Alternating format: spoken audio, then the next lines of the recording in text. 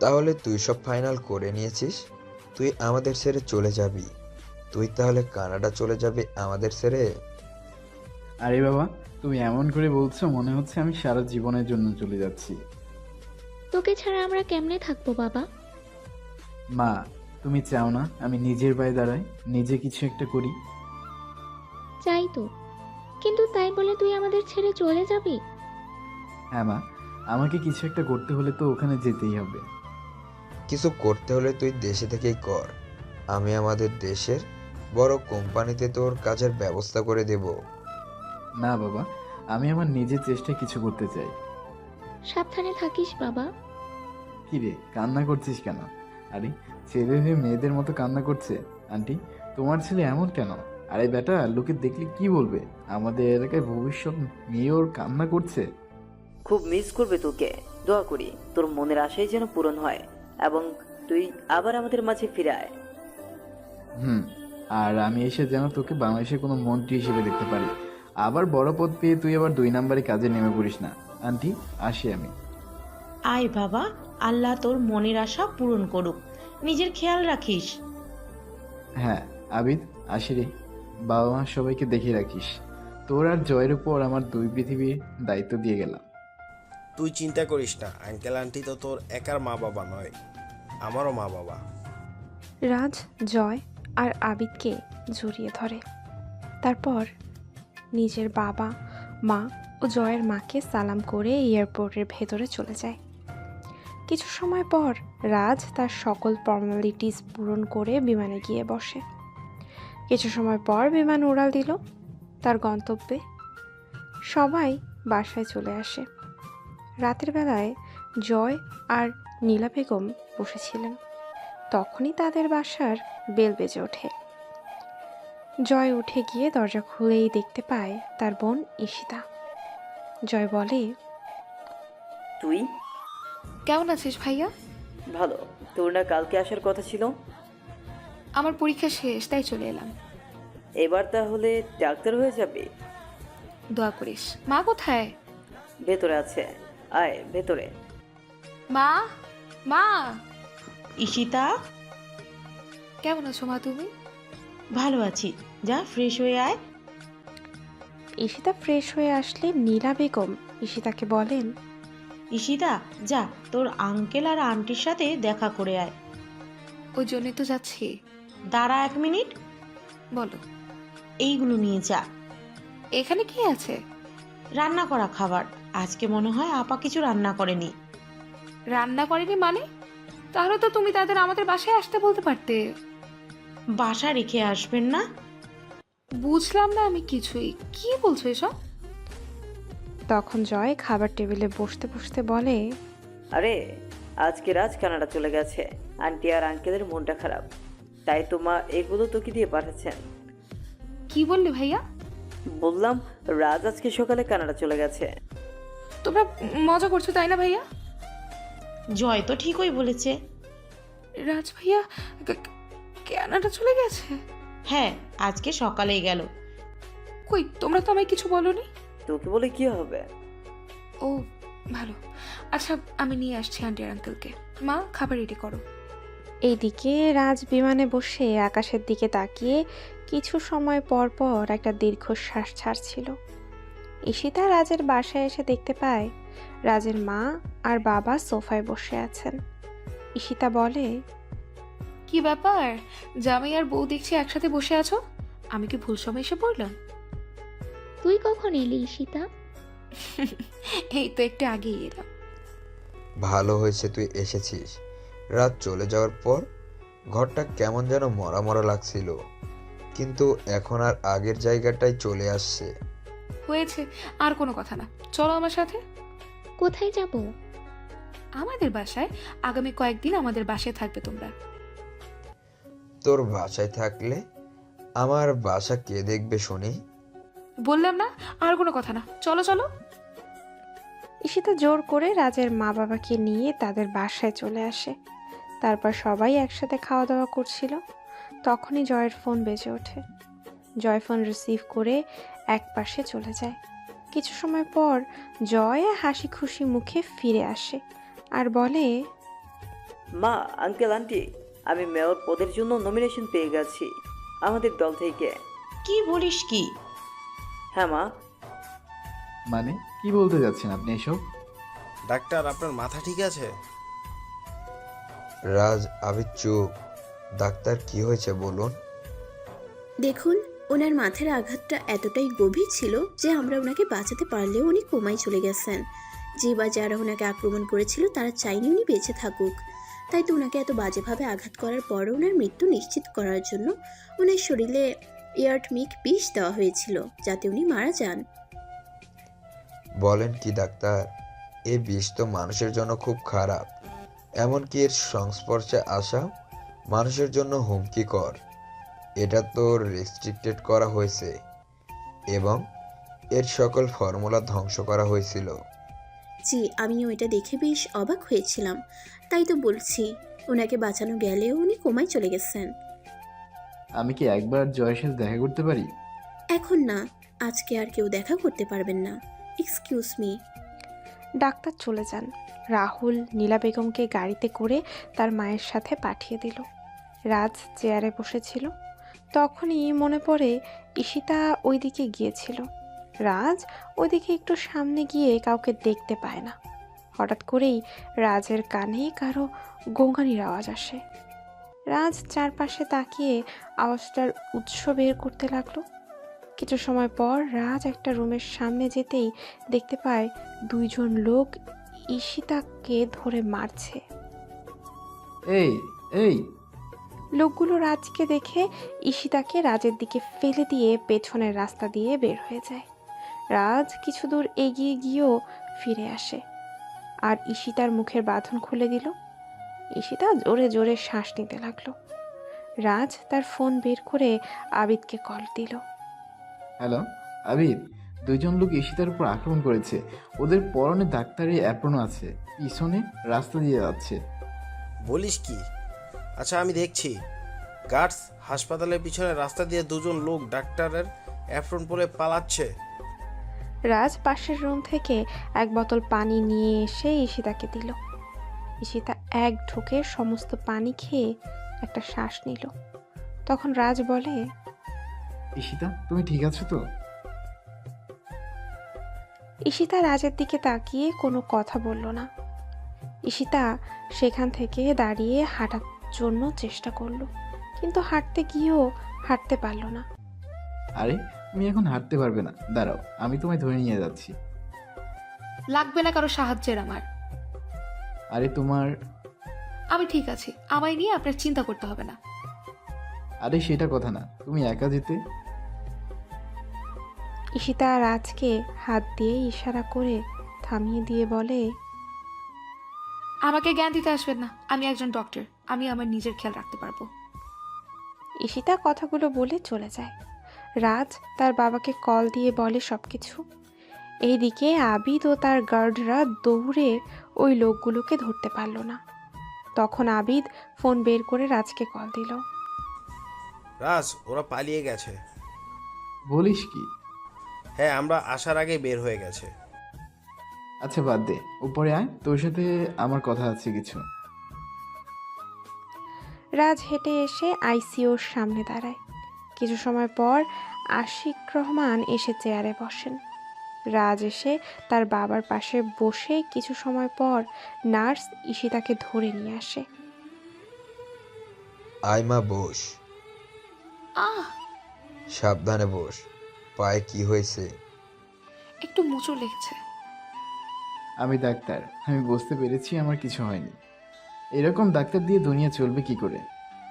ঈশিতা রাজের কথা শুনে রেগে রাজের দিকে তাকায়। তখনই আবিদ চলে আসে। আবিদ ঈশিতার দিকে তাকিয়ে বলে, কিরে সীতা, এখন কেমন লাগছে? এই তো ভাইয়া। বাবা, তুমি ওর নিয়ে বাসায় চলে যাও, আমি এখানে আছি। আঙ্কেল, আমি কোথাও যাব না, আমি আমার ভাইয়ের পাশে থাকবো। রাজ, ঈশিতা বরং। বাবা, তোমরা বাসায় চলে যাও, এখানে ডাক্তাররা আছে, কোনো সমস্যা হবে না। আবিদ, ওদের বাসায় নিয়ে যা, আর বাসায় সিকিউরিটি বাড়াতে হবে। আচ্ছা আঙ্কেল, চলো ঈশিতা, চল। আমি বললাম না আমি কোথাও যাব না, আমি হসপিটালে থাকবো। কি রে আবিদ, কি বললাম শুনতে পাসনি? হ্যাঁ যাচ্ছি, চলো তোমরা। না মানে না। রাজ কোনো কথা না বলে ঈশিতাকে কোলে নিয়ে নিল। ঈশিতা তো এটা দেখে বেশ রেগে যায়। তখন রাজ বলে, এখন তো পায়ে মোচড় লেগেছে, বেশি জোরাজুরি করলে এক আছাড় দিয়ে এই ফ্লোরে ফেলে দিব, তখন পুরো কোমরটাই ভেঙে যাবে। ঈশিতা রাজের কথা শুনে লাফালাফি থামিয়ে দিল। তখন রাজ হালকা হেসে ঈশিতাকে নিয়ে গাড়ির কাছে চলে আসে। তারপর ঈশিতাকে গাড়িতে বসিয়ে তার বাবাকে বসতে বলে। আবিদ, তুই বাবা আর ঈশিতাকে বাসায় পৌঁছে দিয়ে আগেই সিকিউরিটিটা বাড়িয়ে দিবি। আর বাবা আজকের রাতটা সবাই একসাথেই থাকবে। আবিদ, সাবধানে যাস। আচ্ছা। আবিদরা চলে যায়। রাজ তার ফোন বের করে জেমসকে কল দিয়ে বলে, জেমস, জি স্যার। আমি এখন আর কয়েক মাস কানাডা ফিরছি না, তুমি অফিসটা জানিয়ে দিও। স্যার কোনো সমস্যা হয়েছে? তেমন কিছু না, আমি এখন আর আসবো না, তুমি জানিয়ে দিও সবাইকে। Okay sir. রাজ ফোনটা রেখে আইসিইউর বাইরে বসেছিল। এদিকে কেউ বলছে, খবর কি, ওই মেয়েটা কি বেঁচে আছে? ফোনের ওপাশ থেকে বলে, ভাই, মেয়েটাকে মারতে পারিনি, একটা ছেলে চলে আসে যার জন্য মারতে পারিনি। কি, একটা ছেলেকে দেখে তোরা পালিয়ে এলি? ওপাশ থেকে পুনরায় বলে ওঠে, ভাই কি করব, যদি ধরা পড়ে যেতাম তাহলে তো আমাদের সব কিছু ধরা পড়ে যেত। পুরো হাসপাতাল জুড়ে পুলিশ ও জার্ভেস সদস্য, আর আইসিইউর সামনে সেনা সদস্যরা দাঁড়িয়ে আছে। যত তাড়াতাড়ি সম্ভব ওই মেয়েটাকে ওর ভাইয়ের মতো মেরে ফেল। পুনরায় ওপাশ থেকে বলে, ভাই, ওই মন্ত্রী মারা যায়নি। বলিস কি, মারা যায়নি মানে? তোরা না বললি ও আর কোনোভাবেই বাঁচতে পারবে না? তাহলে না না, ওরে বাঁচতে দেওয়া যাবে না, আমি ওর লাশ দেখতে চাই।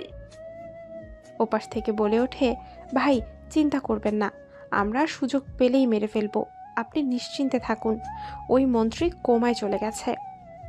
আচ্ছা, তাহলে এখন হাসপাতালের সামনে যাওয়ার দরকার নেই, মেয়েটাকে আগে শেষ কর। আদিত্য খান ফোনটা রেখে ড্রিঙ্কস করতে লাগলো। এদিকে ঈশিতা এমন অবস্থা দেখে সুমা রহমান এগিয়ে এসে বলেন, কি হয়েছে তোর ঈশিতা?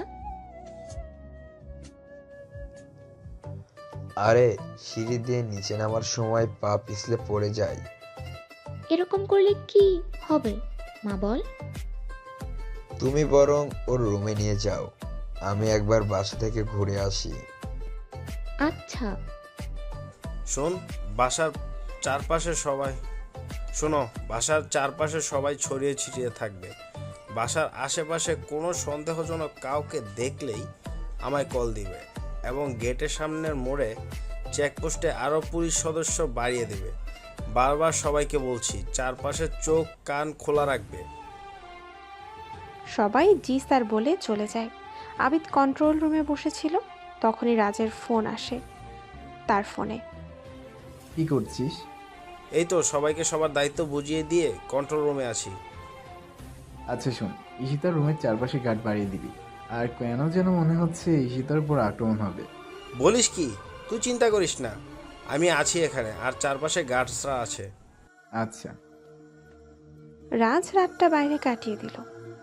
পরের দিন ক্যান্টিন থেকে নাস্তা করে রাজ আবার আইসিইউর সামনে গিয়ে বসে। কিছু সময় পর ডাক্তার বের হয়ে আসেন। তখন রাজ বলে, ডাক্তার জয়, আগের কন্ডিশনই আছে। আমি কি দেখা করতে পারি? হ্যাঁ পারবেন। ডাক্তারের কথা শুনে রাজ আইসিইউর ভেতরে প্রবেশ করে আর দেখতে পায় জয় লাশের মতো শুয়ে আছে, হাতে পায়ে মাথায় ব্যান্ডেজ করা। রাজ জয়ের পাশে গিয়ে বসে। জয়ের এমন অবস্থা দেখে রাজের চোখ থেকে দোফোঁটা জল গড়িয়ে পড়ে। রাজ চোখের জল মুছে নিয়ে বের হয়ে আসে। এদিকে নিউজে বলছে, ধীরে ধীরে জালালাবাদ ইউনিয়নের প্রায় সকল গ্রামের মানুষ ও পশু পাখি মারা যাচ্ছে। শত চেষ্টা করেও কোনো সুরাহা বের করা যাচ্ছে না। এই পরিস্থিতিতে গ্রামের কিছু লোক গ্রাম ছেড়ে শহরে আসছে। দিন যতই যাচ্ছে পরিস্থিতি হাতের বাইরে চলে যাচ্ছে। রাজের মা কোথায় গেলে তুমি? রান্নাঘর থেকে শাড়ির আঁচলে হাত মুছতে মুছতে বের হয়ে আসেন সুমা রহমান এবং বললেন, এই তো। আমি তাহলে একবার হাসপাতাল থেকে আসি। রাজ তো সারা রাতে হাসপাতালে ছিল। আচ্ছা যাও। চলো আঙ্কেল, তুই কোথায় যাবি? হসপিটালে যাব। এই অবস্থায় কোথাও তোমার যাওয়া হচ্ছে না। তুমি আগে সুস্থ হয়ে নাও, এরপর।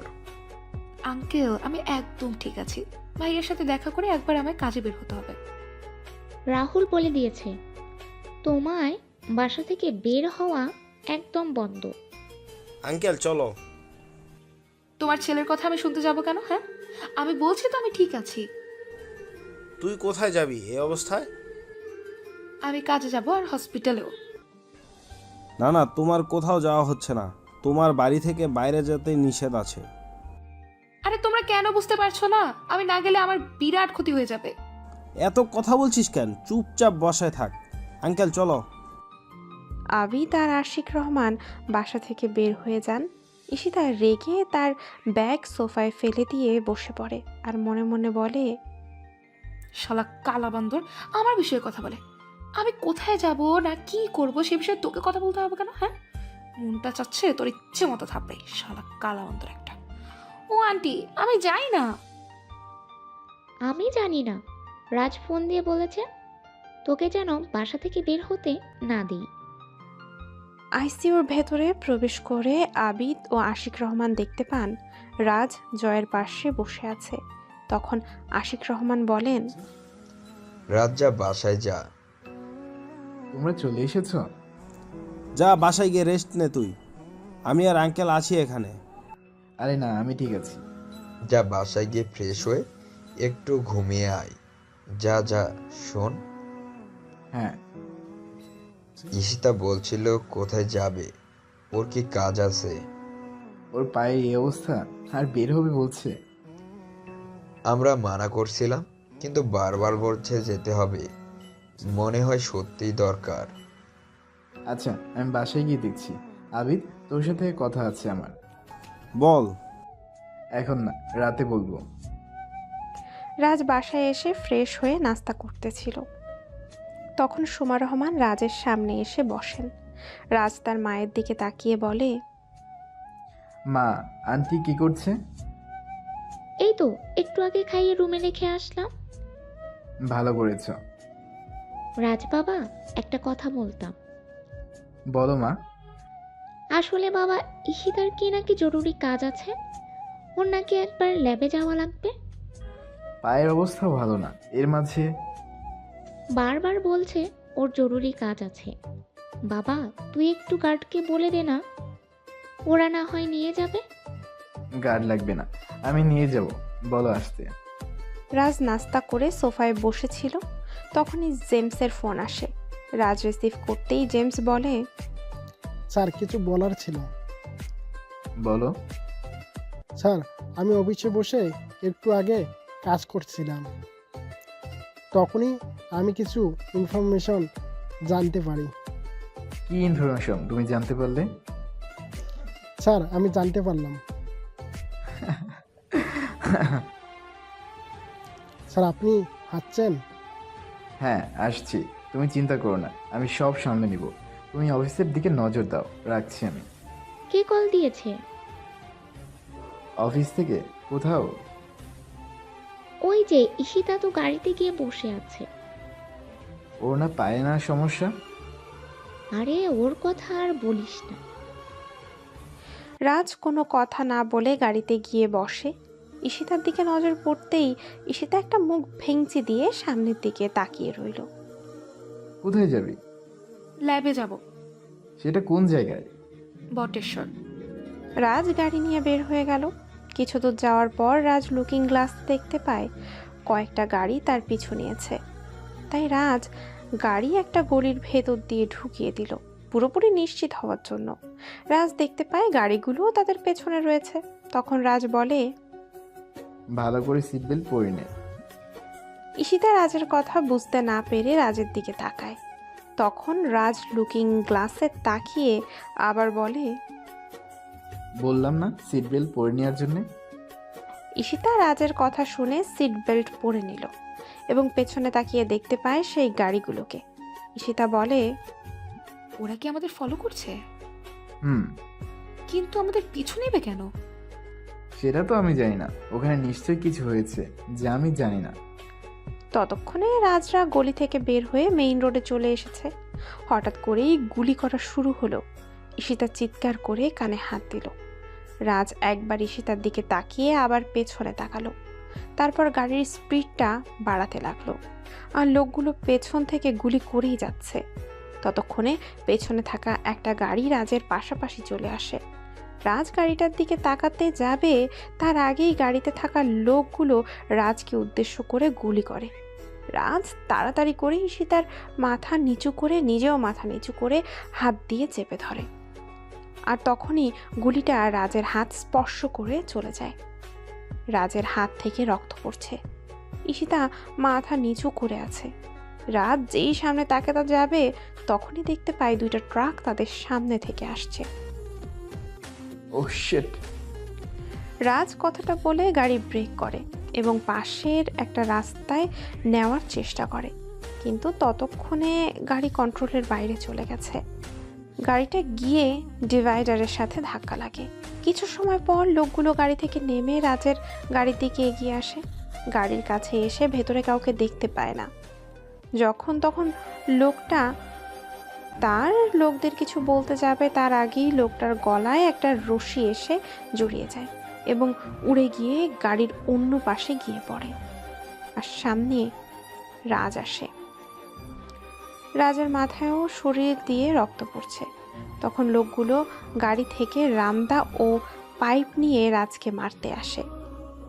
রাজ এগিয়ে যায় মারার জন্য। এদিকে ঈশিতা তার ফোনটা খুঁজতে লাগলো।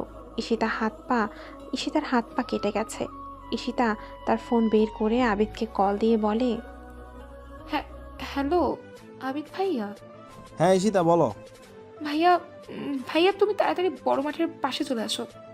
কি হয়েছে? আসলে ভাইয়া আমি এখানে আছি। ঈশিতা ফোন রেখে দিয়ে মাথায় হাত দিয়ে গাড়ির কাছে দাঁড়িয়েছিল। এদিকে রাজ একজন একজন করে সবাইকে মেরে মাটিতে ফেলে দিল, আর লোকগুলো ব্যথায় কাতরাতে লাগলো। রাজ যখন চলে আসতে যাবে তখনই একজন লোকের ফোন বেজে ওঠে। রাজ লোকটার থেকে ফোনটা নিয়ে দেখতে পায় বস নামে সেভ করা। রাজ ফোন রিসিভ করতেই শুনতে পায়, ওই মেরে ফেলেছিস কি ওই মন্ত্রী বোনকে?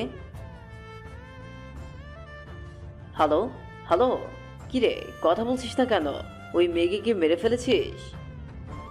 আমি জানি না তুই কে, আর তুই কেন ওদের মারতে চাইছিস। কে? আমার লোকগুলো কোথায়? তোর লোকগুলো মাটিতে শুয়ে আছে। কে তুই? তুই জানিস আমার কাজে বাধা দেওয়া মানে কি? আমি যেই হই, কিন্তু তুই আমার কলিজার বন্ধুর গায়ে হাত দিয়ে তোর জীবনের সবচেয়ে বড় ভুল করে ফেলেছিস। তোর জন্য আমার বন্ধু আমার থেকে অনেক দূরে। তোর বন্ধুকে মেরেছে, এবার তোকে ও ওই মেয়েকে মারবো। চেষ্টা করে দেখতে পারিস। তোর উল্টা গনার দিন শুরু হয়ে গেছে। যেখানেই থাকিস তোকে খুঁজে কুত্তার মতো মারবো। এই রাত যতদিন বেঁচে আছে ততদিন তুই বা তোর লোকেরা আমার বন্ধু বা তার পরিবারে কারো কিচ্ছু করতে পারবে না। আচ্ছা তাই, তাহলে তোকে সবার আগে মারবো। এই আমি নিজেই একটা অস্ত্র, তুই আমায় কি মারবি? উল্টো তুই মারা পড়বি। নামটা মনে রাখিস, রাজ। রাজ ফোনটা ফেলে দিয়ে গাড়ির সামনের দিকে হাঁটা দিল। একই সময় আবিদরা চলে আসে। রাজকে দেখে আবিদ রাজের কাছে আসে আর বলে, ঠিক আছিস তো? ঈশিতা কোথায়? গাড়ি কাছে আছে। আবিদ শোন, বল। ডাক্তারের সাথে কথা বলে জয়কে বাসায় নিয়ে যা। জয়ের সমস্ত চিকিৎসা বাসায় হবে। হুট করে? জয়ের হাসপাতাল থাকা সেফ না, আবার ঈশিতা আর আন্টিরও একা থাকা সেফ না। যা করে তাড়াতাড়ি কর। আবিদ পুলিশ অফিসারদের বলে লোকগুলোকে নিয়ে যাওয়ার জন্য। হাসপাতাল থেকে চিকিৎসা নিয়ে রাজ আর ঈশিতা বাসায় চলে যায়। সন্ধ্যার দিকে জয়কেও বাসায় নিয়ে আসা হয় এবং সাথে আরও 3 জন ডাক্তারকে নিয়ে আসা হয়।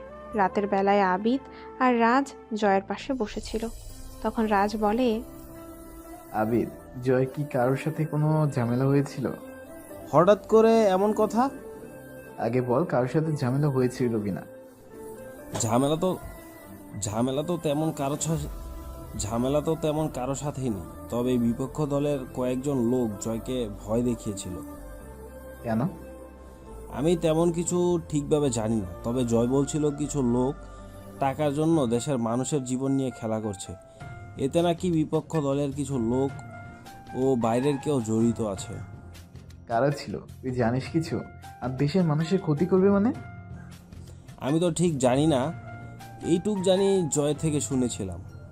আচ্ছা, তার মানে আমায় জানতে হবে দেশের মানুষের কে ক্ষতি করতে চায় আর কেন, কে আসছে এর পিছনে আর কেনই করছে এসব। লাস্ট 1 মাসে জয়ের সাথে কারা কারা দেখা করেছে তাদের ইনফরমেশন আমার চাই আবিদ, আর জয়ের ফোন এবং মেইলের রেকর্ড। রাজ, এটা তো হ্যাঁ, আমি জানি এটা অন্যায়, বাট আমার দরকার এগুলো। আর তাছাড়া জয়ের এমন অবস্থার পিছনে সেই অদৃশ্য কারণটাই দায়ী। আচ্ছা, আমেরিকার ক্যালিফোর্নিয়া শহরে বিশ্বের নাম্বার 1 এএনজি কোম্পানির অবস্থান। বিজনেসম্যান নিশো চৌধুরীর সামনে কয়েকজন লোক বসে আছে। তখন আরাফ নামের একজন বলে, ভাই, আমাদের হঠাৎ করে আসতে বললেন এখানে? নিশো চৌধুরী তার গার্ডের দিকে তাকাতেই একজন গার্ড এগিয়ে এসে একটা ব্রিফকেস এগিয়ে দিল। তখন নিশো চৌধুরী বলে, এটা নতুনভাবে তৈরি করা হয়েছে, এটা ব্যবহার করে দেখো, আর এই রেজাল্ট আমার চাই। জি ভাই। এদের অ্যাকাউন্টে টাকা পাঠিয়ে দিস। ধন্যবাদ ভাই। এবার আসতে পারো। হঠাৎ করে নিশোর ফোন বেজে ওঠে। আরাফ সহ বাকি সবাই চলে যেতেই নিশো তার গার্ডদের দিকে তাকায়। তখন গার্ডরা বের হয়ে যেতেই নিশো ফোন রিসিভ করতেই শুনতে পায়, ভাই, একটা খারাপ খবর আছে। মেয়েটা বেঁচে গেছে, তাই না? জি ভাই, তবে মেয়েটাকে একটা ছেলে বাঁচিয়ে নিয়েছে। ছেলেটা নিশ্চয়ই মেয়েটার বয়ফ্রেন্ড। না ভাই, ওই জয়ের বন্ধু পদ্মক। বন্ধু? আচ্ছা শোন, প্ল্যান বি অ্যাক্টিভেট করা হয়েছে, এর জন্য আমার কয়েকজন লোক প্রয়োজন। ভাই, আমি এখনই ম্যানেজ করছি। নিশো চৌধুরী ফোনটা রেখে দিয়ে 25 তলা বিল্ডিং থেকে রাস্তায় চলাচল করা গাড়ির দিকে তাকিয়ে রইল। এদিকে রাজ কিছুক্ষণ আগে আবিদের দেওয়া সকল রিপোর্ট দেখছিল। তখনই সুমা রহমান আসেন। কি করছিস? এই কিছু কাজের ফাইল দেখছি। তোর তো রেস্টের প্রয়োজন। আমি ঠিক আছি। আচ্ছা, কাজ শেষ করে ঘুমিয়ে পড়। ঘড়ির কাঁটায় রাত 1টা বাজে। ঈশিতার ঘুম ভেঙে যায় জলের তেষ্টায়। ঈশিতা পাশে তাকিয়ে দেখতে পায় টেবিলের উপরের বোতলে পানি নেই। ঈশিতা বিছানা ছেড়ে বোতল নিয়ে নিচে চলে যায় এবং পানি নিয়ে যেই রাজের রুমের পাশ দিয়ে আসতে যাবে তখন দেখতে পায় রাজ রুমে বসে ল্যাপটপে কি জানি একটা করছে। রাজ চেয়ারে হেলান দিয়ে চোখ বন্ধ করেছিল। রাজকে দেখে ক্লান্ত মনে হচ্ছিল। ঈশিতা চলে যায় সেখান থেকে। কিছু সময় পর শুনতে পায়, এই কফিটা খেয়ে নাও, তাহলে ভালো লাগবে। কে? ও তুই এত রাতে? পানি নেওয়ার জন্য নিচে এসেছিলাম, দেখলাম তুমি কাজ করছো, তাই নিয়ে এলাম। ধন্যবাদ তোকে। রাজ কফিটা নিয়ে হেঁটে জানালার পাশে গিয়ে দাঁড়ায়। তখন ঈশিতা রাজের ল্যাপটপে দেখতে পায় একটা মেয়ের ছবি। মেয়েটা রাজকে জড়িয়ে ধরে আছে। ঈশিতা রাজের পাশে গিয়ে দাঁড়ায় এবং বেশ গম্ভীর গলায় বলে, মেয়েটাকে? কোন মেয়েটা? ল্যাপটপের ওয়ালপেপারে যে তোমাকে জড়িয়ে ধরে আছে। ও, ওর নাম মিতু। তো মিতু তোমায় জড়িয়ে ধরে আছে কেন?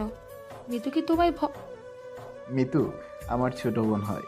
ইনফ্যাক্ট আমার একার না, জয়েরও ছোট বোন হয়। ঠিক বুঝলাম না। 5 বছর আগে আমি আর জয় একদিন রাতে বাসায় ফিরছিলাম। ওখানে দেখতে পাই একটা মেয়ে ব্রিজের রেলিংয়ের উপর দাঁড়িয়ে আছে। আমরা কিছু বুঝে ওঠার আগেই মেয়েটা লাফ দিল নদীতে। আমি আর জয় নদীতেও লাফ দিলাম। কিছু সময় খোঁজাখুঁজির পর মিতুকে পেয়ে যায়। তারপর তাড়াতাড়ি করে মিতুকে হাসপাতালে নিয়ে যায়। ভোরের দিকে মিতুর জ্ঞান ফিরে। তখন আমরা মিতুকে বলি, তুমি কি পাগল? কেউ এরকম করে লাফ দেয়? তোমার মা আর বাবার নাম্বার দাও, তাদের আসতে বলি। তখন মিতু কান্না করে শুরু করলো। তারপর তাকে শান্ত করে বললাম, কি হয়েছে, তুমি কান্না করছো কেন? আর এরকম একটা পাপের রাস্তা কেন বেছে নিলে? তখন মিতু বলে, আমার মা বাবা বেঁচে নেই, তারা কালকে মারা গেছেন আর তাদের আমি হত্যা করেছি। তুমি হত্যা করেছো? ঠিক বুঝলাম না তোমার কথা। তুমি তোমার মা বাবাকে হত্যা করেছো মানে? কয়েকদিন আগে আমি ইন্টার ফাইনাল ইয়ারের এক্সাম দিয়েছিলাম। আমার সকল পরীক্ষা ভালো হয়েছিল, কিন্তু আমার রেজাল্টের ফল আসে। রেজাল্টটা শুনে আমি পুরো বাকরুদ্ধ হয়ে যাই। মনে হচ্ছিল নিজের গলায় দড়ি দেই। নিজের গলায় দড়ি দেই। এমনকি আমি গলায় দড়িও দিতে গিয়েছিলাম, কিন্তু আমার মা বাবা আমাকে গলায় দড়ি দিতে দেখে ফেলে। তখন মা বাবা আমাকে অনেক বোঝায়, চেষ্টা করে যে একবার খারাপ হয়েছে, আবার ভালো করে পরীক্ষা দিলে পাশ করে যাব। সেদিন আমি মা আর বাবার কথা শুনে নিজের এমন কাজের জন্য অনুশোচনা করি ও আল্লাহর কাছে ক্ষমাও চাই। বাবা মা আমাকে সবসময় সাপোর্ট করতো, কিন্তু গত পরশুদিন রাতের বেলায় হঠাৎ আমার জলের তৃষ্ণা পায়। আমি পানি খাওয়ার জন্য আমার রুম থেকে বের হয়ে মা আর বাবার রুমের আলো জ্বলছে দেখতে পাই। মা বাবা ঘুমায়নি কেন সেটা দেখার জন্য রুমে প্রবেশ করতে দেখতে পাই আমার মা বাবা গলায় দড়ি দিয়েছে। আমি মা বাবার এমন অবস্থা দেখে মা বাবা পা জড়িয়ে ধরে চিৎকার দিলাম।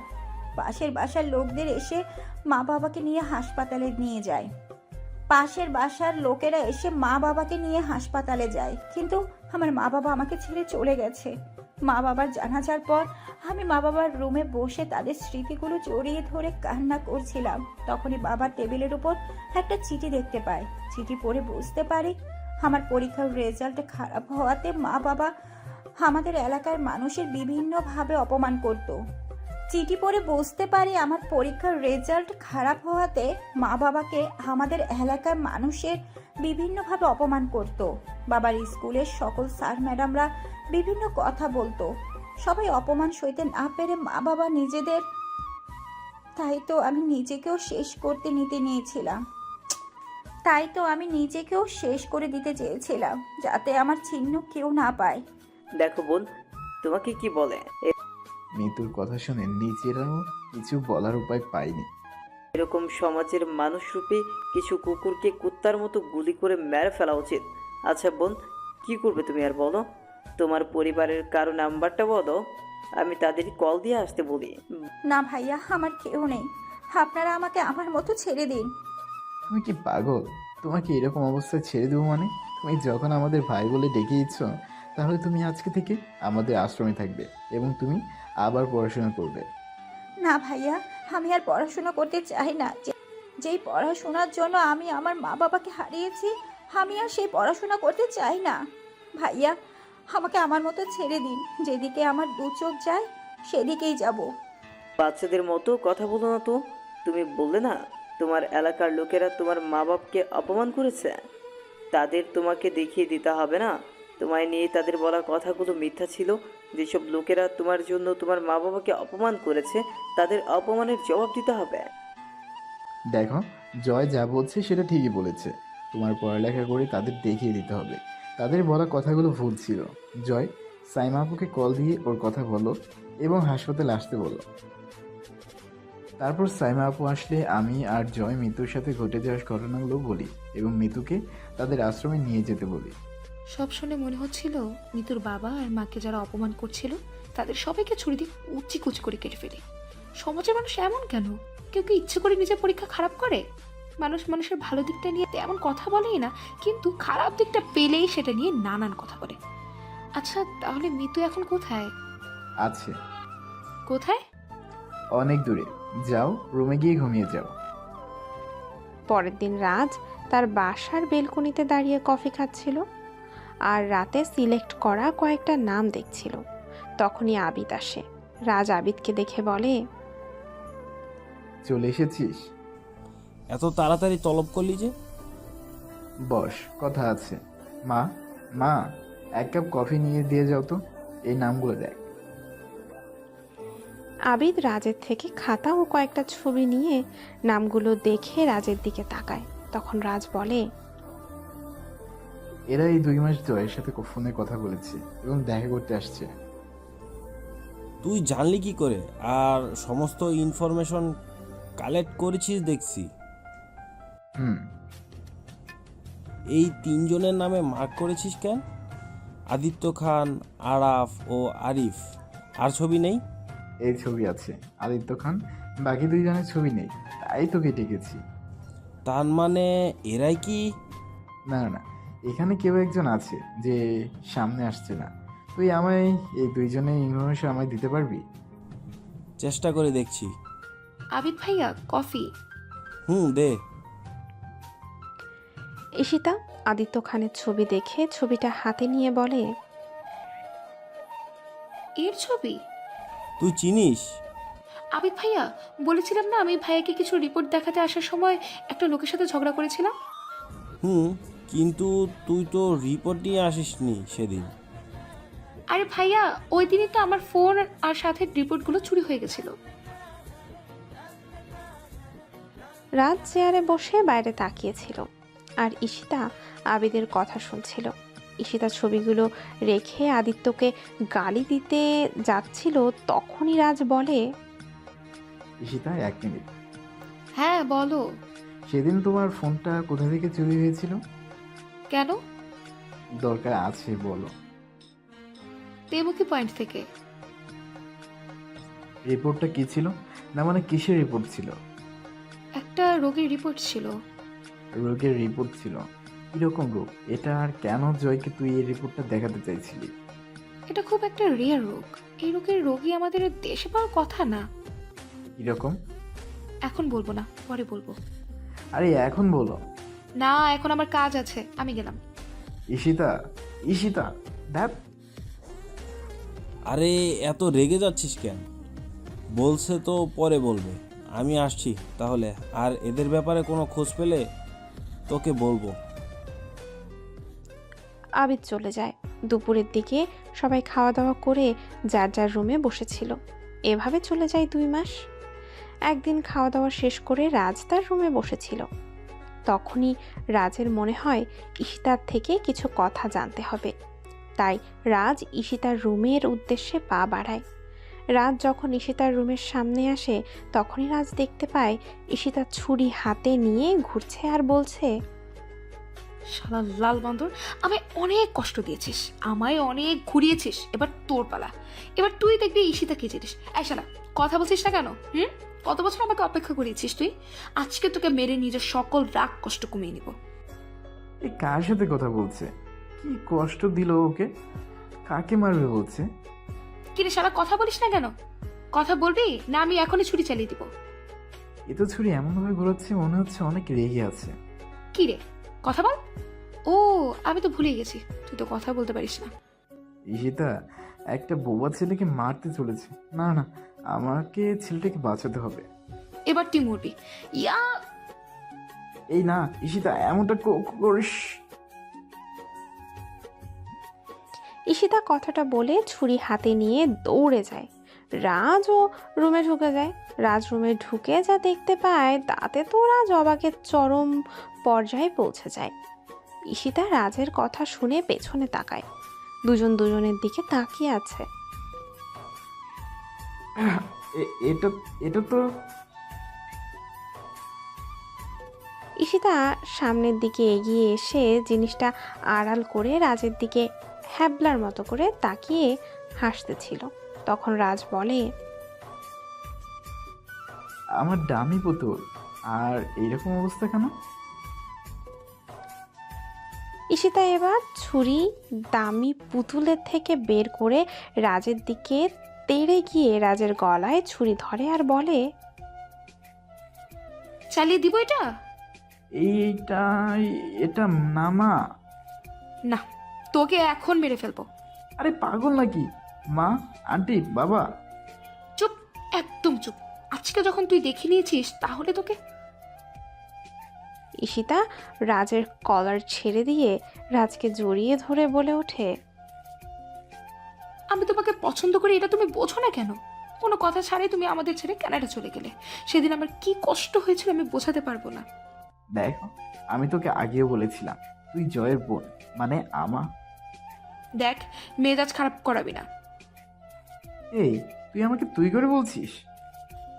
হ্যাঁ বলছি, কারণ আমি তোকে ভালোবাসি, এটা বুঝিস না কেন? ঈশিতা তুই। তুমি কি চাও আমি মরে যাই?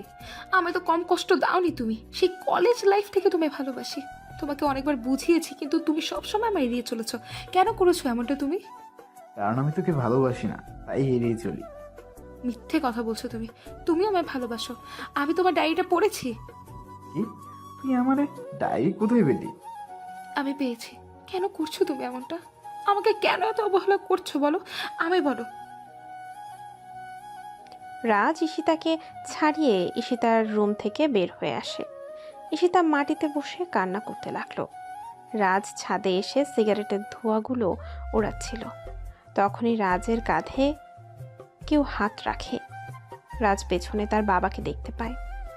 রাজ বাবাকে দেখে সিগারেট ফেলে দিল। তখন রাজের বাবা রাজের কাঁধে হাত রেখে হালকা হেসে বলেন, ঈশিতাকে এত ভালোবাসিস, তাহলে কেন বলিস না? বাবা ওইরকম কিছুই না। সবার জীবনে ভালোবাসা আসে না রাজ। ঈশিতা তোকে সত্যি অনেক ভালোবাসে। বাবা জীবনের রাস্তাটা বড়ই অদ্ভুত, কখন রাস্তা কোন দিকে মোড় নেয় সেটা বলা যায় না। আমরা যখন রাস্তা দিয়ে গাড়ি চালাই তখন কিছু জায়গায় ভাঙাচোরা থাকে, তাই বলে কি আমরা ওই রাস্তা দিয়ে চলাচল করি না রাজ? কিন্তু বাবা, জীবনের সকল রাস্তায় চলাচল করার জন্য একজন সঙ্গীর প্রয়োজন, যে সব সময় তোর সাথেই থাকবে। আমার তোর মায়ের ইচ্ছে ঈশিতাকে আমাদের ঘরে নিয়ে আসার। মেয়েটা তো কম কষ্ট পায়নি, মেয়েটাকে আর কষ্ট দিস না বাবা। রাজের বাবা চলে যান। রাজ আকাশের দিকে তাকিয়ে থেকে নিচে চলে যায়। পরের দিন রাজ ঈশিতাকে নিয়ে ডাক্তারের কাছে যাচ্ছিল। রাজ গাড়ি ড্রাইভ করছিল আর তার বান্ধবীর সাথে কথা বলছিল হেসে হেসে। ঈশিতা এটা দেখে রেগে রাজের থেকে ফোনটা নিয়ে বাইরে ফেলে দিল। আরে এটা কি করলি? আমার সামনে অন্য একটা মেয়ের সাথে কথা বলছিস, সবার সাথে হাসছিস, তোর সাহস তো কম না? হ্যাঁ, আমার কপাল। রাজ কথাটা বলে গাড়ি থেকে নেমে তার ফোন খুঁজতে লাগলো। এদিকে ঈশিতা গাড়িতে বসে হাসছে। সে রাজকে শিক্ষা দিতে পেরেছে। তখন ঈশিতা রাজের চিৎকার শুনতে পায়।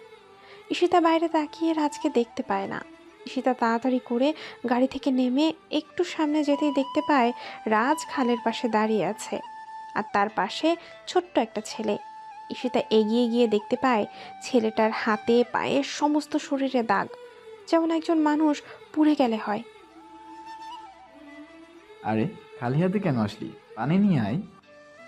হ্যাঁ হ্যাঁ আনছি। এই তোমার চোখগুলো খুলে রাখো, তোমার কিচ্ছু হবে না। আমরা এখনই তোমায় হাসপাতাল নিয়ে যাব। এই নাও পা। ও মাই গড!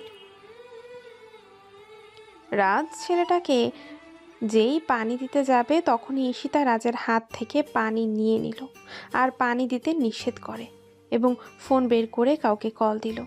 ঈশিতা ফোনে কথা বলা শেষ করে রাজকে বলে, তাড়াতাড়ি করে ছেলেটাকে নিয়ে হসপিটালে চলো। রাজ ও ছেলেটাকে কোলে নিয়ে গাড়ির কাছে চলে আসে। তারপর গাড়িতে করে ছেলেটাকে নিয়ে হাসপাতালে চলে যায়।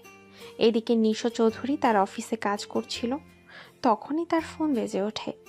নিশো চৌধুরী ফোন রিসিভ করতেই শুনতে পায়, ভাই কাজ হয়ে গেছে, এখন খুব তাড়াতাড়ি আমরা আমাদের প্ল্যানে কামিয়াব হতে চলেছি। এটা ভালো খবর। আদিত্যকে কল দিয়ে রেডি হওয়ার জন্য বল। ভাই সেটা আমি অনেক আগেই করে ফেলেছি। আদিত্য গাড়ি নিয়ে অপেক্ষা করছে। ভালো।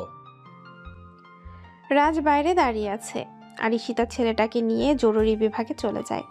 কিছু সময় পর রাজ শুনতে পায় অনেক লোকজনের চিৎকার চেঁচামেচি। রাজ গিয়ে দেখতে পায় অনেক বাচ্চা বয়স্ক লোকজনের অবস্থা ওই ছেলেটার মতোই। ঈশিতা বাচ্চাটাকে প্রাথমিক চিকিৎসা দিয়ে বের হয়ে দেখতে পায় হাসপাতালে অনেক লোকজন। ঈশিতা এগিয়ে যায়, আরও কিছু ডাক্তাররা এগিয়ে আসে এবং সবাইকে প্রাথমিক চিকিৎসা দেওয়া শুরু করলো। রাজ ঘুরে ঘুরে সবার অবস্থা দেখছিল। হাসপাতালের রোগীদের সংখ্যা বাড়ছিল, যার জন্য ঈশিতা হাসপাতালে থেকে যায়। পরের দিন রাজ হাসপাতালে গিয়ে দেখতে পায় ঈশিতাকে একজন ডাক্তার খুব বকাবকি করছে। রাজ সামনে গিয়ে দাঁড়াতেই ঈশিতা রাজের দিকে তাকায়। রাজ ঈশিতার চোখে পানি দেখে ডাক্তারকে বলে, কি ব্যাপার, কি হয়েছে? কে আপনি? আমি কে সেটা একটু পরেই বলছি। আমি আগে বলুন আপনি কি হয়েছে? আরে ভাই দেখো না, এখানে অনেক রোগী ক্লিপটাইসিস রোগে আক্রান্ত হয়েছে। 48 ঘন্টার ভিতরে এর ভ্যাকসিন না দিলে রোগীরা মারা যাবে। আর এই রোগীর ভ্যাকসিন আমাদের এখানে নেই। নিশি চৌধুরী রোগীদের কথা চিন্তা করে এই ভ্যাকসিন দিয়েছেন, কিন্তু এই ঈশিতা সেগুলো ফিরিয়ে দিয়েছে। কিন্তু স্যার, বললাম না কোনো কথা, তুমি বাসায় যাও। স্যার আপনি? ঈশিতা চলো। আরে আমার কথাটা তো শুনবেন। আরাফ চলে যায়। রাজ ঈশিতাকে নিয়ে সেখান থেকে বাইরে চলে আসে। ঈশিতা চলে যাওয়ার পর আরাফ ঈশিতার যাওয়ার দিকে তাকিয়ে তার ফোন বের করে বলে, আদিত্য, নিয়ে আয়। ওই মেয়েটাকে নিয়ে একটা সেলের বাইরে যাচ্ছে। হাসপাতাল থেকে বের হয়ে গেলে তোর লোকদের বলবি ট্রাক চাপা দিয়ে দিতে। বের হতে দাও একবার, সবাই রেডি আছে। রাজ ঈশিতাকে নিয়ে বাইরে এসে গাড়ির কাছে দাঁড়ায়। তখন রাজ বলে, গাড়িতে ওঠো ঈশিতা। না আমি যাব না। হ্যালো স্যার, ঈশিতা বলছি। আপনাকে কিছু ডকুমেন্টস মেল করেছি, দয়া করে আপনারা একটু ব্যবস্থা গ্রহণ করুন। হ্যাঁ, এমন পাগলামি করিস না ঈশিতা। আর কাকে কল দিয়েছিস? তুমি আমাকে জ্ঞান দিতে এসো না তো। আমি কেন ওই রোগীদের মারতে যাব? হ্যাঁ, আমি তো ওদের বাঁচাতে চেয়েছি, কিন্তু এই আরাফ রোগীদের মারতে উঠে পড়ে লেগেছে। উনি কেন মারতে চাইবে? উনি তো একজন ডাক্তার। ও ডক্টর না, ও হচ্ছে মানুষরূপী পশু। মানুষের জীবন নিয়ে খেলা করাই ওর কাজ। মানে? তুমি সেদিন জানতে চেয়েছিলে না আমার হাতে কিসের রিপোর্ট ছিল? হ্যাঁ, আচ্ছা, এখানে কথা না বলে বাড়িতে গিয়ে কথা বলি। গাড়িতে বসো। রাজ যেই গাড়িতে বসতে যাবে তখনই ঈশিতার কথা শুনে রাজ দাঁড়িয়ে যায়। তখন ঈশিতা আবার বলে, সেদিন আমি এই রোগের রিপোর্টটা নিয়ে ভাইয়ার কাছে যাচ্ছিলাম, কিন্তু সেটা চুরি হয়ে যায়। ওরা চায় না সত্যিটা ওদের সামনে না আসুক, তাই তো প্রথমে ভাইয়ার পরে আমাকে মেরে ফেলতে চেয়েছিল। কারা? আচ্ছা, তুমি এনার্জি ফার্মাসিউটিক্যাল কোম্পানির নাম শুনেছো কখনো? হ্যাঁ শুনেছি। কয়েক বছর আগে সেটা সমস্ত কিছু বাতিল করে দেওয়া হয়েছে। যদি বলি সেটা লোকদের দেখানোর জন্য বলা হয়েছে, এবং সেটা এখনো কাজ করছে। মানে? তখন ঈশিতা দেখতে পায় আদিত্য খান তার লোকদেরকে নিয়ে ভ্যাকসিন ভর্তি বক্স নিয়ে যাচ্ছে হাসপাতালে, এবং আদিত্য তার দিকে তাকিয়ে হাসছে এবং ইশারায় বলছে আজকে তার শেষ দিন। রাজ বলে, কি হলো, বাকিটা বলো। আমি তোমায় সব বলবো, তার আগে তুমি ওই ভ্যাকসিনগুলো রোগীদের দেওয়া থেকে তোমায় আটকাতে হবে। কিন্তু প্লিজ, তুমি পারো একমাত্র ওদের আটকাতে, না হলে অনেক লোক মারা যাবে। কি বলছো কি তুমি? আমি তো কিছু বুঝতে পারছি না। আমি তোমায় সব বুঝিয়ে বলছি, তার আগে তোমার ওদের আটকাতে হবে। প্লিজ চলো।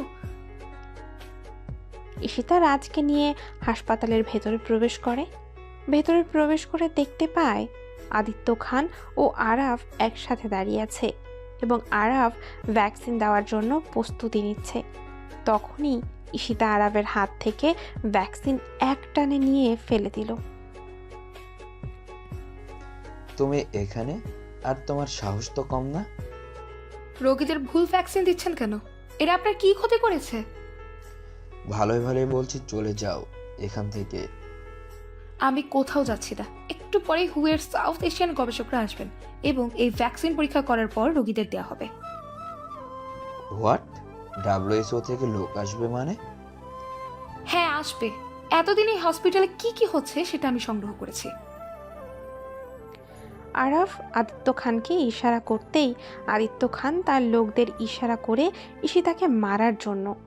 লোকগুলো যখনই ঈশিতাকে মারতে আসবে তখনই রাজ লোকগুলোকে ধরে ফেলে আর বলে, আমার সামনে আমার প্রিয় মানুষটার গায়ে হাত তুলবি? এটা ভাবলি কি করে তুই? রাজ কথাটা বলে লোকটার বুকে একটা লাথি দিল। আদিত্যের লোকেরা যখন রাজকে মারতে আসে তখন রাজ সবাইকে মেরে আরাফকে টানতে টানতে বাইরে নিয়ে যায়।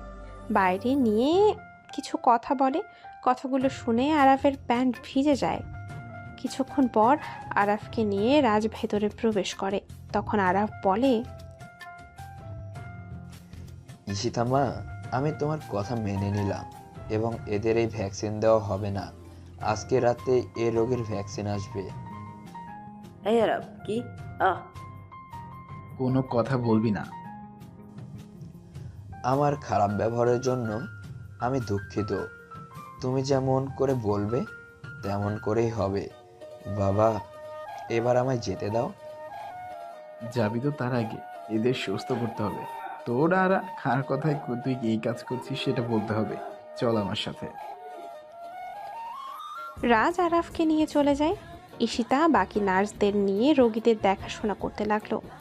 আদিত্য ও তার লোকেরা হাসপাতাল থেকে বের হয়ে নিশু চৌধুরীকে কল দিয়ে বলে, ভাই, সব বললাম। আরাফ কোথায়? ওই ছেলে নিয়ে গেছে ভাই। মনে হচ্ছে আরব আপনার নামে সবকিছু বলে দিবে মিডিয়াকে। কিল হিম। ভাই, মেরে ফেল ওদের। জি ভাই। এইদিকে রাজ আরাফকে নিয়ে একটা বাড়িতে বেঁধে রাখে। তখন আরাফ বলে, আমায় বেঁধে রাখলে কেন? তুমি তো বললে আমায় ছেড়ে দিবে। ছেড়ে তো দেব, তার আগে আমার জানা আছে অনেক কিছু। কি জানতে চাও তুমি? বাচ্চাদের কেন বিনা অপরাধে হত্যা করেছিস বল। বাচ্চাদের হত্যা করেছে মানে? আমি তোমার কথার মানে কিছু বুঝতে পারছি না। বুঝবি, আমি কি বলছি সেটা তুই ভালো করেই জানিস। আচ্ছা বলতো, আমায় তুই এই লোকের কি করে এই ভাইরাসের দ্বারা আক্রান্ত হলো? ওটা আমি জানি না। মিথ্যা বললে কিন্তু এখানেই তোকে মেরে ফেলবো। আমি জানি না। বলবি না? এই টিভিটা অন কর। টিভি অন করতেই আরাফ দেখতে পায় তার ছেলে, মেয়ে আর স্ত্রীকে এবং বাসার নিচে দুইটা গাড়ি এবং গাড়িতে কিছু লোক বসা। আরাফ তখন কান্না করে বলে ওঠে, ভাই, বলছি বর্তমান মার্কেটে বাচ্চাদের শরীরের সকল অঙ্গনের মূল্য অনেক, তাই আমরা এই ভাইরাসটা মিশিয়ে দিই। ডিটেলসে বল। এই বাংলাদেশের সকল হাসপাতালে আমার মতো অনেক ডাক্তার আছে যারা এই কাজের সাথে জড়িত। হাসপাতালে আসা বাচ্চাদের বিভিন্ন কৌশলে চেক করে আমাদের দেওয়া কিছু ইনফরমেশন সাথে মিলিয়ে গেলে তখন আমরা এদের শরীরে ওই ভাইরাসটা দিয়ে দিই। তাহলে বয়স্ক লোকেরা কি করে এই ভাইরাসের সংক্রমণের শিকার হলো? এই ভাইরাস পানির মাধ্যমে দ্রুত ছড়ায়। এইগুলো করার আগে তোর বাচ্চাদের চেহারা সামনে আসেনি? মনে হয়নি এরাও তোর ছেলে মেয়ে?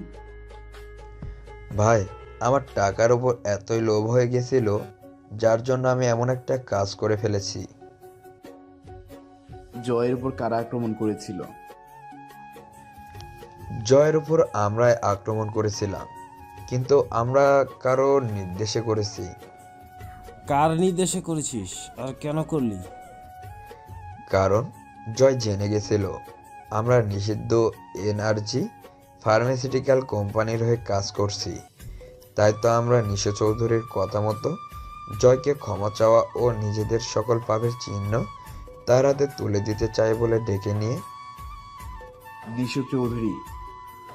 হ্যাঁ, নিশু চৌধুরী আছে এর পিছনে। আচ্ছা তাই?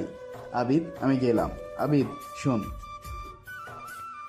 রাজ আর আবিদ আরাফ থেকে কিছু দূরে দাঁড়িয়ে যখন কথাগুলো বলছিল তখন আরাফ ছটফট করতে লাগে। আবিদ আর রাজ এগিয়ে যাওয়ার আগেই বিকট শব্দে আরাফের শরীরে ব্লাস্ট হলো। তখনই রাজের ফোন বেজে ওঠে।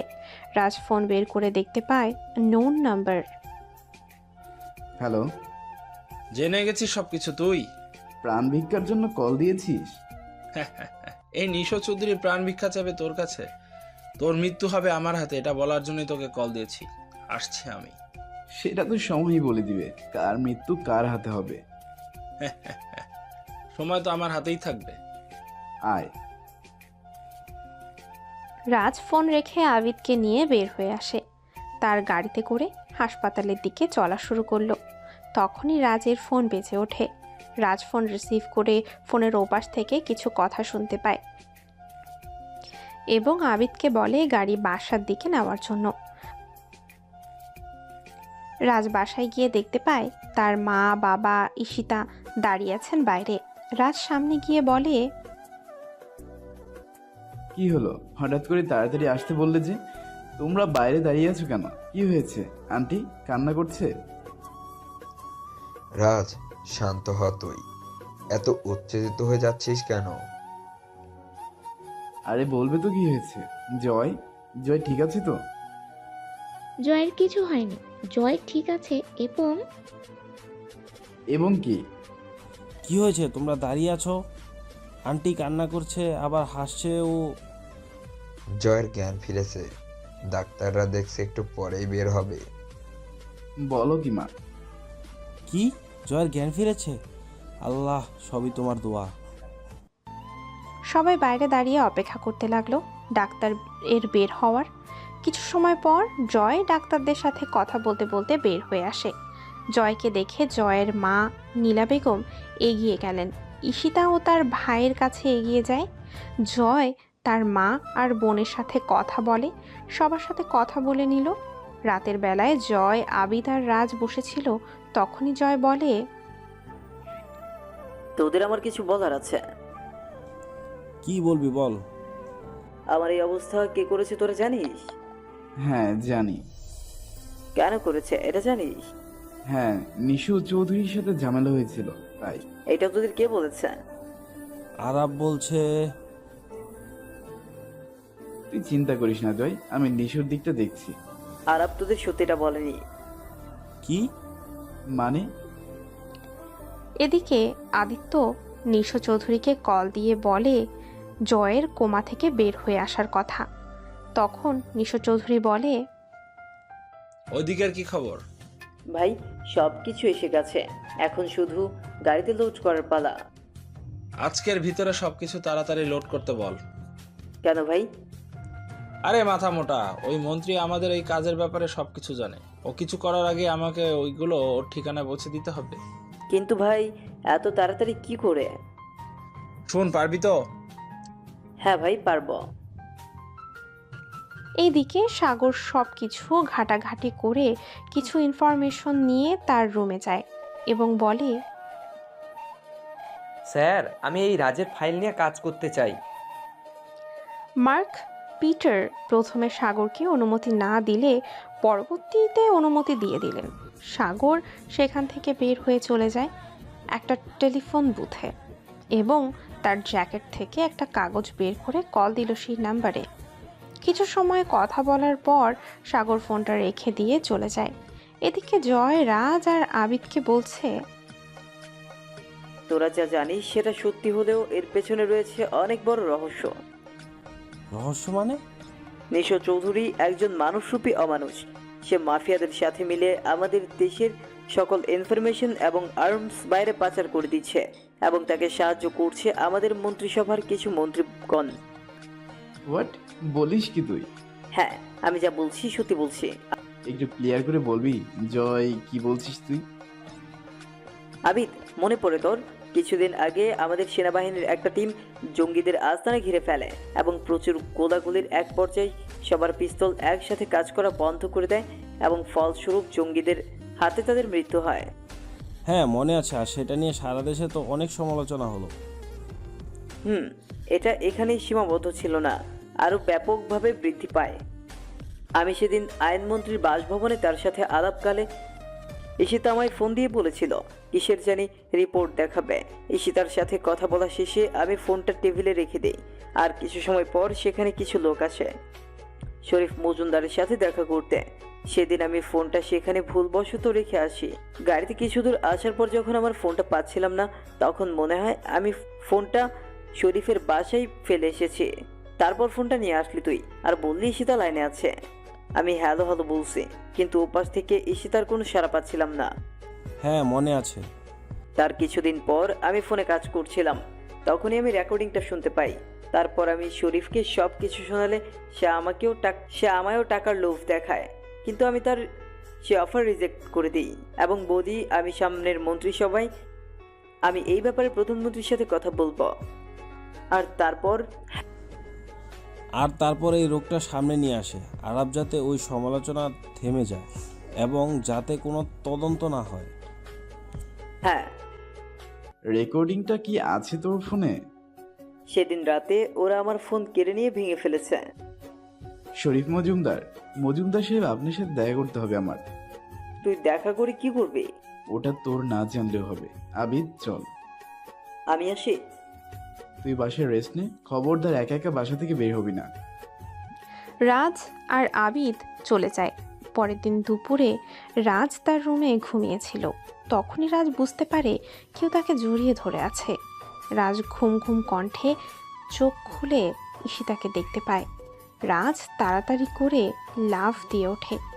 হঠাৎ এমন হওয়াতে ঈশিতাও ভয় পেয়ে যায় আর বলে, কি হয়েছে? তুই এখানে আমার রুমে? তো কি হয়েছে? আর কয়েকদিন পরেই তো আমার হবে এই সব কিছু। এই যা তো, আমি ঘুমাবো। ঈশিতা বিছানা থেকে উঠে দরজার দিকে পা বাড়ায়, কিন্তু দরজার সামনে এসে থেমে যায়। তখন রাজ বলে, থেমে গেলি কেন? আমি চলে যাব, আর তুমি ঘুমাবে, এটা তো হবে না। ঈশিতা কথাটা বলে রাজের উপর থেকে কম্বলটা সরিয়ে নিল এবং হাতে থাকা ফোনে ছবি তুলে নিল। রাজ তখন তাড়াতাড়ি করে কম্বলটা নিজের কাছে নিয়ে ঈশিতাকে কিছু বলতে যাবে, তার আগেই ঈশিতা বলে, বেশি কথা বলে এই ছবিটা ছেড়ে দিব অনলাইনে। 10 মিনিটের ভেতরে নিচে আসো, আমি একটু কাজে গ্রামে যাব। বেয়াদব নেই।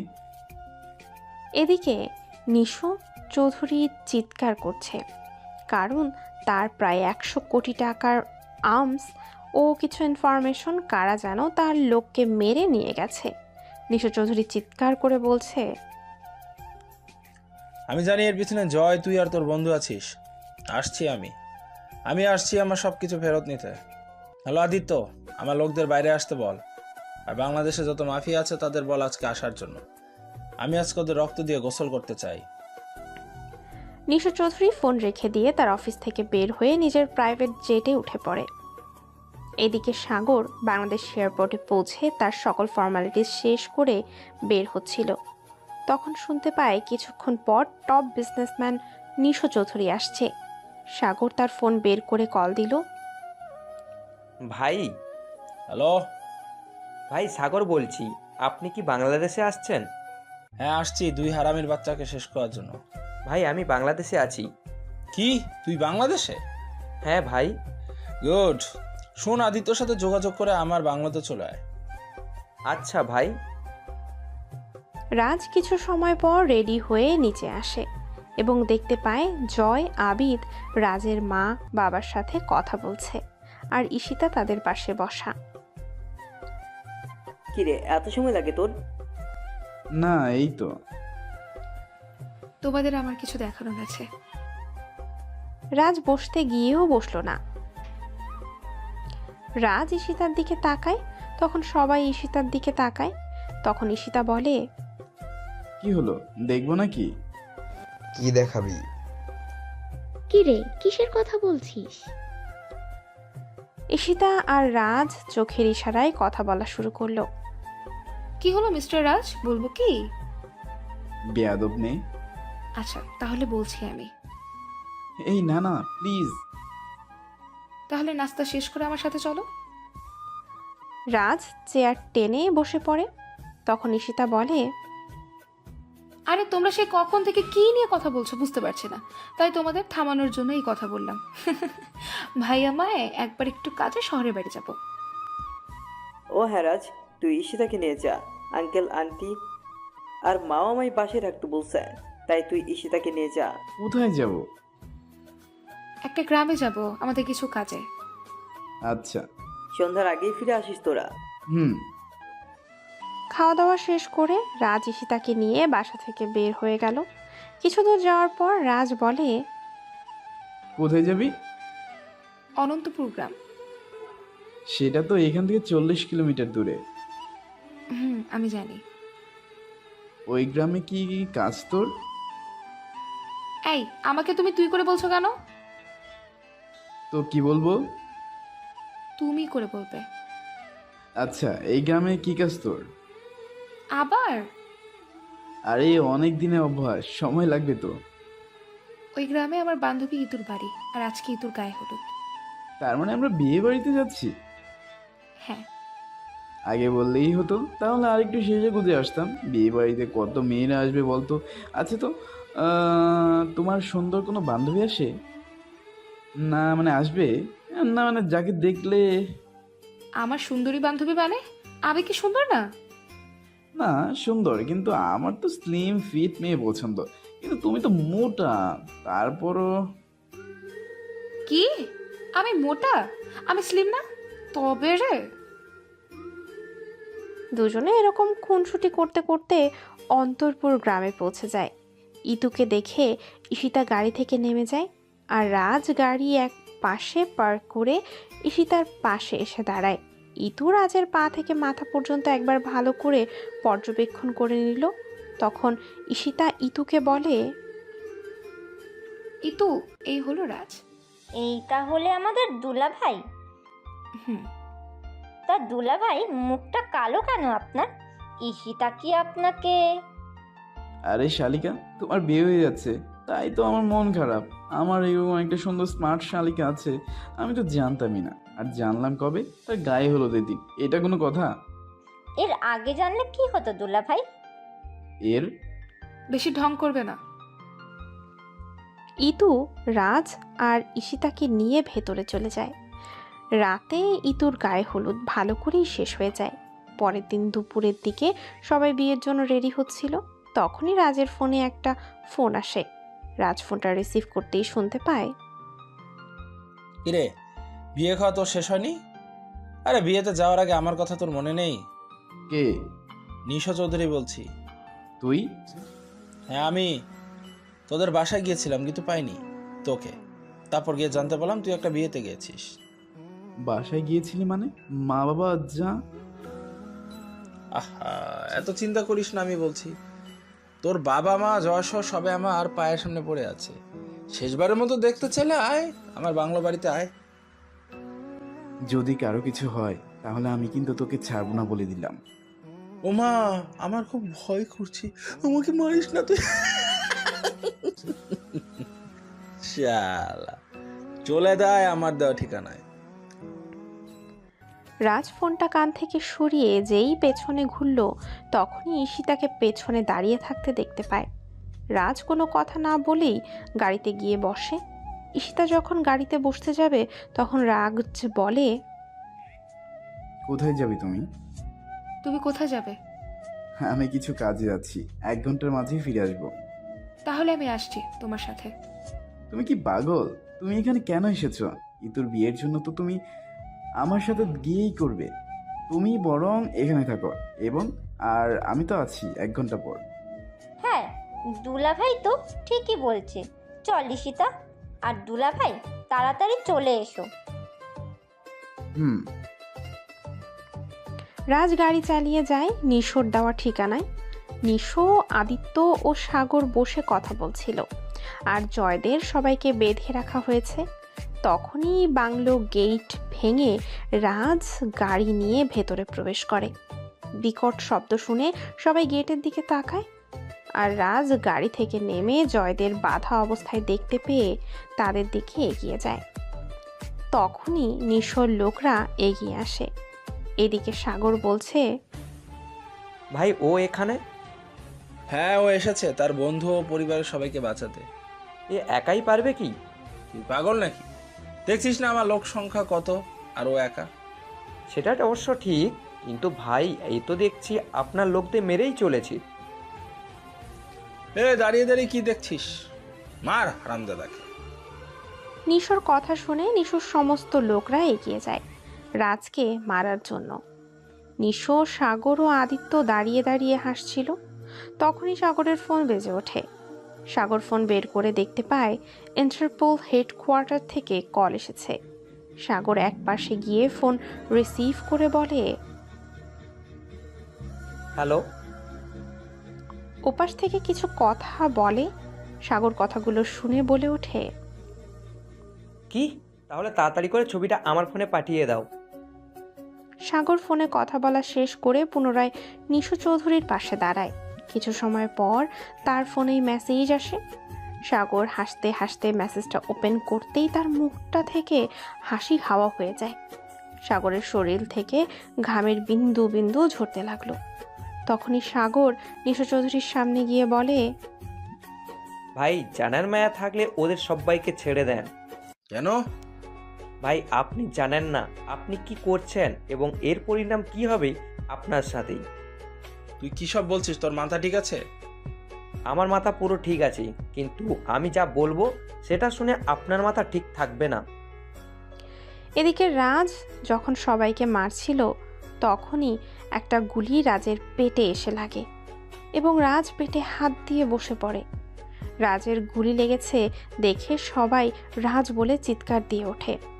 রাজ বসে পড়তেই নিশোর লোকেরা এসে রাজকে ঘিরে ধরে এবং নিশো হাসতে হাসতে বলে, দেখ সাগর, দেখ ওই হারামির বাচ্চা কেমন করে বসে আছে, মনে হচ্ছে সবার আগে ওরেই মেরে ফেলি।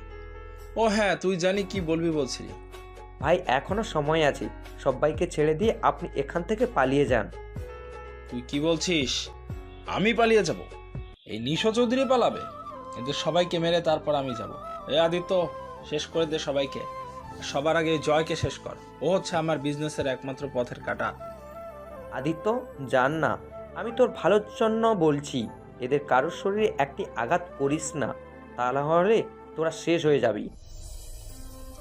এ সাগর, কি বলছিস কি তুই তখন থেকে? তুই এত ভয় পাচ্ছিস কেন? কে আমার কি করবে? তা না হলে তোরা শেষ হয়ে যাবি।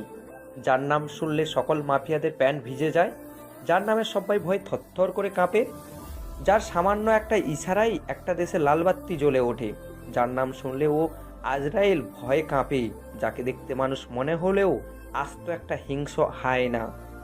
কার কথা বলছিস তুই? এরিকের নাম শুনেছেন নিশ্চয়, যাকে এখন সবাই ওয়ান আই নামে চিনে। হ্যাঁ জানি, কেউ একজন করেছে শুনেছি। এরিকের একটা চোখ কে নষ্ট করেছেন জানেন? কে? হয়তো কোনো গ্যাংস্টার হবে। যারা গ্যাং নিয়ে চলে তাদের গ্যাংস্টার বলে, কিন্তু যে একাই সকল গ্যাংকে নিয়ন্ত্রণ করে, যে একাই 10,000 মানুষের সম্মান, সে হলো বাদশা। কি? কিন্তু তো এখানে বাদশা কোথায়? আমি জানি না, তবে আমার হেডকোয়ার্টার থেকে এখন মেসেজ দিয়ে বলল বাদশার নেক্সট টার্গেট আপনি, সে এখানে আসছে। কি বলিস কি? আদিত্য, তাড়াতাড়ি শেষ করে দে। আমার ছেলেকে ছেড়ে দাও, ও দীর্ঘদিন অসুস্থ ছিল, কয়েকদিন আগে আমার কুলে ফিরে এসেছে, দয়া করে আমার ছেলেকে ছেড়ে দাও। এই অমানুষের দল জয়কে মারার আগে আমাকে মার। আঙ্কেল কি বলছো কি? এরা আমার কিছু করতে পারবে না, আগেও তো চেষ্টা করেছে কিন্তু পারেনি, এবারও পারবে না। সেদিন তো বেঁচে গিয়েছিলে, কিন্তু এবার বাঁচতে পারবে না। কি বললি? আবার বল।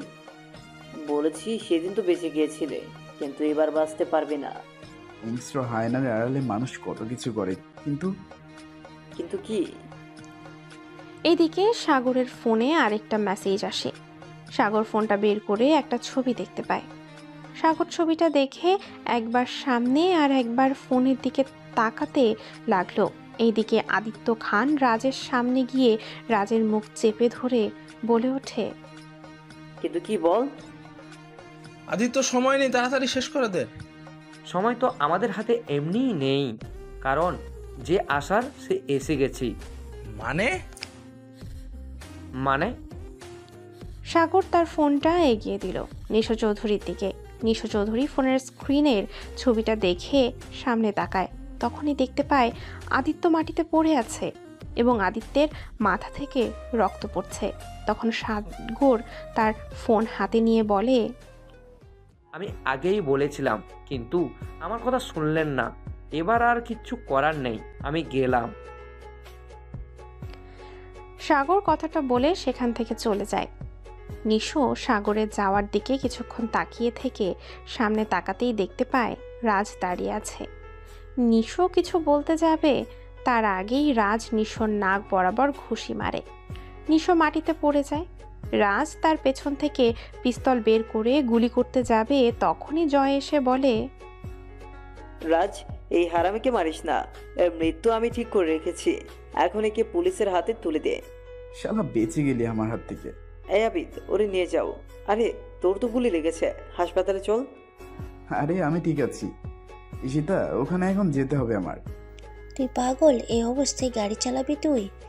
হাসপাতালে চল, আর জয় ঈশিতা গাড়ি পাঠিয়ে নিয়ে আসবে। রাজকে নিয়ে হাসপাতালে চলে যায় সবাই। তারপর রাজের পেটের ভেতর থেকে গুলি বের করে রাজকে ঘুমের ইঞ্জেকশন দেওয়া হয়। পরের দিন রাজের ঘুম ভাঙে। বুকের উপরে ভারী কিছু চাপে রাজ চোখ মেলে দেখতে পায় একটা মেয়ে তাকে জড়িয়ে ধরে আছে।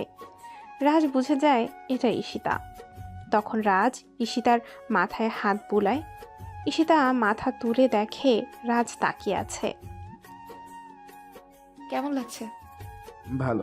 তুমি কখন আসলে? সকালে আসলাম। তারপর সবাই একে একে এসে রাজের সাথে কথা বলে নিল। তখন রাজের বাবা বলেন, ভাবি, জয় এবার আমার মনে হয় ইশতার রাজের বিয়ে দেওয়া দরকার। ভাই, আপনি যা ভালো বুঝেন সেটাই করেন। বিয়ে? না না, আমি এখন বিয়ে করতে পারবো না। কেন? কারণ জয় এখনো বিয়ে করেনি, তাই আমিও বিয়ে করব না। না ভাই, আমি বিয়ে করছি না। তাহলে আমি বিয়ে করছি না। তুই বুঝতে পারছিস না, আমি এখন মন্ত্রী পদে আছি। এখন আমার বিয়ে করা পসিবল না। আমি এখন পারবো না। তুই বাচ্চা রাজ। রাজ তো ঠিকই বলেছে জয়। জয়, এবার তো বিয়ে করে নে, তোমার মায়ের দিকেও তাকাও। আচ্ছা আচ্ছা, আমি বিয়ে করব, তবে রাজের বিয়ের পর।